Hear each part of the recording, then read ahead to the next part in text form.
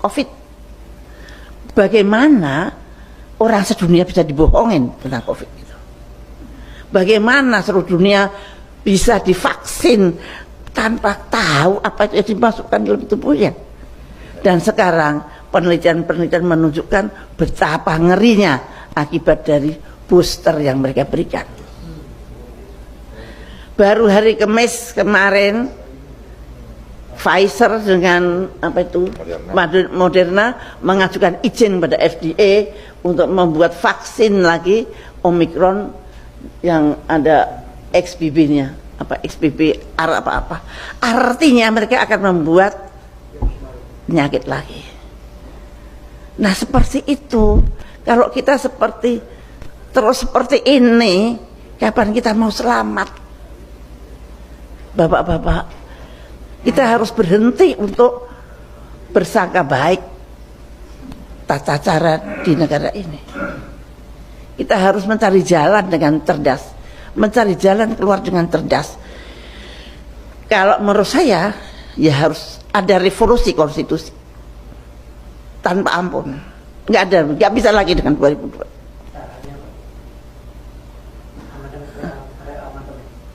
Amandemen itu tidak bisa, kita harus kembali ke UUD 4518 Agustus. Itu yang perlu dipikirkan. Yang itu yang harus kita janganlah kita nanti BPJS kita betulkan, nggak akan bisa betul. Lahirnya sudah tidak betul. Dan itu proksi. BPJS itu bukan untuk kesehatan rakyat, tapi untuk mengumpulkan dana dari rakyat kecil yang akhirnya dibawa oleh pemodal. Bapak-bapak kan nggak tahu kalau uang BPJS yang masuk ke bank itu di Bapak OJK, dan dari Bapak OJK orang-orang tertentu pinjam, apa dikembalikan apa tidak tahu. Nah, bayangkan saja, saya itu betul-betul untung saya berjuang bukan karena saya supaya dikenal atau apa, enggak, saya berjuang karena Allah. Karena saya menjadi Menteri Kesehatan juga karena Allah. Saya bukan orang partai, bukan orang apa-apa, tiba-tiba disuruh jadi menteri dalam 2 jam. Nah, saya menolak berkali-kali tapi dipaksa oleh Pak SBY yang selama ini tidak pernah saya kenal. Nah, saya menganggap itu dari Tuhan. Maka saya tidak pernah berani keluar dari koridor yang Tuhan atur. Nah, itu bayangkan saja, saya ini melawan WHO. Saya menyetop flu burung. Flu burung itu yang bikin flu burung sama yang bikin COVID sama. Bahkan flu burung itu lebih ganas. Dalam 1 hari, 2 hari meninggal. Dan kemudian saya tahu bahwa WHO bohong. Saya membuktikannya dengan riset sendiri. Profesor-profesor saya kumpulkan, buktikan bahwa ini. Mereka mengatakan human to human transmission. Saya mengatakan tidak. Ini buktinya virus saya tidak mempunyai reseptor human to human. Mereka mundur. Mereka mengatakan bahwa orang itu mati karena ketularan ayam yang mati. Saya membuktikan ayam yang mati dan orang yang mati tidak ada hubungannya. Virus yang ada di ayam tidak akan mengganggu orang. Mereka mundur. Maka kalau bapak-bapak lihat grafiknya flu burung itu begini tuh, tidak begini kayak COVID. Begitu hilang. Mereka saya kalahkan dengan politik transparansi. Begitu hebatnya keberhasilan itu di luar. Dan saya tahu bahwa ada sesuatu yang berbahaya di negeri saya, yaitu Namru. Namru saya tutup, Pak. Dan saya baru tahu kira-kira 5 bulan yang lalu bahwa saya satu-satunya orang di dunia yang berani nutup laboratorium biologi Amerika di negaranya. Mestinya pemerintah belajar ketika ada. Tapi ternyata saya malah masuk penjara. Padahal saya tidak menyerang pemerintah loh. Saya menyerang penjajah. Tapi saya di penjara. Dengan tentu saja dengan caranya, dengan fitnah, dengan apa. Saya di penjara 4 tahun, Pak. Tapi ya nggak apa-apa. Saya berpikir barangkali tidak ada yang mau mengerjakan pekerjaan itu kalau saya tidak di penjara. Betapa ngerinya kalau Namru itu masih ada dan kemudian ada COVID, kita lebih parah dari Wuhan. Tapi rakyat nggak tahu kalau itu saya selamatkan, saya sampai sembunyi-sembunyi, saya sampai diselamatkan oleh BIN, diberi pengawal, sniper segala macam, karena waktu itu saya sangat berbahaya. Dan artinya saya menaruh nyawa saya untuk bangsa dan negara saya. Nah itu, tapi saya di penjara, artinya ada apa ini negara saya? Tapi saya sudah tahu persis, dan bahkan pada waktu di penjara teman-teman saya dari luar pada nengok, dan saya tahu siapa yang memenjara saya, dan saya pasrah pada Allah. Allah selalu mempunyai rencana sendiri, dan alhamdulillah saya masih hidup sekarang, masih bisa bicara di sini, dan Allah barangkali tularkan itu semangat.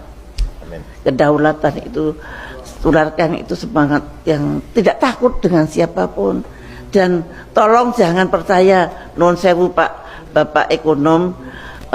Izin Pak ekonom. Bapak buat Pak izin Pak. Nuwun sewu, aku baru mau ngomong sebentar. Pak nuwun sewu, angka-angka itu saya dari dulu tidak pernah percaya. Angka-angka itu dari BPS, karena saya kan di sidang kabinet. Misalkan angka itu tidak begitu bagus, presidennya, mbok jangan begitu, tolong diturunin sedikit. Saya selalu berantem itu. Kemudian saya karena membuat Jamkesmas, saya maunya rakyat miskin semua tercover. Waktu itu yang saya cover baru 86 juta. Lah, saya dimarahin sama Menteri Keuangan. Bu Menkes itu senengannya lebih banyak orang miskin, padahal itu real. Ini saya dapat catatan itu dari ibu-ibu PKK yang tahu. Bu PKK itu ngangon 10 orang, mana yang miskin banget, mana yang tidak, dia apal banget. Nah, itu betul-betul angka yang real. Tapi kalau menurut Menteri Kesehatan, Menteri Keuangan cuma 36 juta, saya 86 juta. Akhirnya Pak SBY dengan bijaknya, ya sudah, yang lainnya near miskin. Near poor. Nah itu jalan. Tapi saya terima kasih bahwa dia tidak, ya kita nurut ke Departemen Keuangan dong, enggak. Nah angka itu seenaknya menurut kemauan mereka, tujuan mereka. Bappenas itu yang ngatur uang itu bukan kayak kita Pak, kulitnya orang-orang asing. Yang kita hanya template saja. Dan lucunya, saya heran banget. Saya dari kecil diajarin ibu saya, kalau kamu punya pendapat 10.000, tabunglah yang 2.000 atau 3.000. Yang lain kamu pakai, yang ditabung. Ini untuk nanti kalau untuk apa-apa misalkan gitu. Ternyata itu konsep yang sangat dibenci oleh penjajah kita. Duit kok ditabung itu berhenti katanya, mengganggu pengelolaan keuangan dunia. Nah, yang namanya APBN itu selalu sekarang 1.000, tahun depan harus 1.200, tahun depan lagi harus 1.400. Tidak peduli berapa pendapatan kita. Jadi kita harus utangnya harus nambah terus. Lucu toh, dalam belanja kok berdasarkan habisnya belanja, bukan hasilnya pendapatan. Mau pendapatannya 1 triliun, ya belanjanya 800 triliun gitu. Nggak boleh. Harus utang 2 triliun, harus utang. Itulah mengapa kita hutang. Dan hutang itu sudah ditatipkan dari tahun 70. Jadi nggak bisa marah-marah di hari sekarang. Nah itu bisanya berubah ya dengan revolusi. Karena tanpa revolusi kita tidak mengejar antara perubahan dan bukan perubahan. Sekarang banyak sekali perubahan, ada presiden yang ini yang perubahan, apa benar dia tahu apa yang harus dirubah? Dia nggak tahu. Siapa tahu? Karena yang tahu pasti tidak akan bisa